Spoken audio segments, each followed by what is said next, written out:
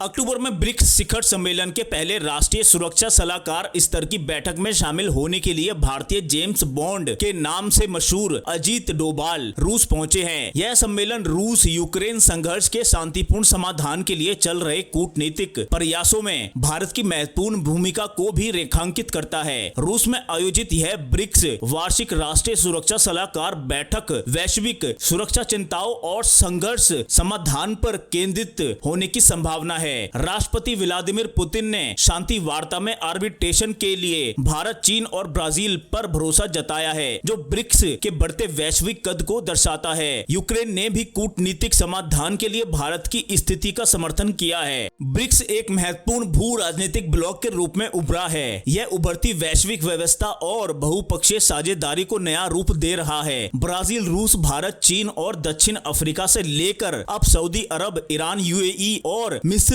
तक के इसके विस्तार ने इसके बढ़ते भू राजनीतिक और आर्थिक प्रभाव को पुख्ता किया है। कुछ सबसे प्रमुख वैश्विक आर्थिक और ऊर्जा उत्पादक देशों के साथ इसका वैश्विक कद इसे IMF, UNSC और विश्व बैंक जैसी पश्चिमी शासित वैश्विक प्रणालियों को चुनौती देने लायक बना रहा है। ब्रिक्स अब दशकों से चली आ रही विरासती सिस्टम को चुनौती भी दे रहा है। जैसे अब तक IMF, वर्ल्ड बैंक और संयुक्त राष्ट्र में अमेरिका और दूसरे पश्चिमी देशों का बोलबाला है, लेकिन ब्रिक्स की बढ़ती ताकत उसे अब चुनौती दे रही है। शुरुआत में ब्राजील, रूस, भारत, चीन और दक्षिण अफ्रीका से मिलकर बने इस संगठन ने सऊदी अरब, ईरान, यूएई और मिस्र जैसी प्रमुख अर्थव्यवस्थाओं को शामिल करके इसके बढ़ते प्रभाव को पुख्ता किया है। ब्रिक्स अब उभरते बाजारों की खान बन गया है, जो पश्चिमी प्रभुत्व का विकल्प प्रस्तुत करता है और एक अधिक न्याय संगत और संतुलित वैश्विक व्यवस्था की शुरुआत कर सकता है। ब्रिक्स में सऊदी अरब, ईरान और यूएई जैसे प्रमुख ऊर्जा उत्पादक देश शामिल हैं। इससे ब्रिक्स का वैश्विक ऊर्जा प्रभाव काफी बढ़ जाता है। यह समूह अब दुनिया के कच्चे तेल और प्राकृतिक गैस उत्पादन के लिए एक बड़े हिस्से को नियंत्रित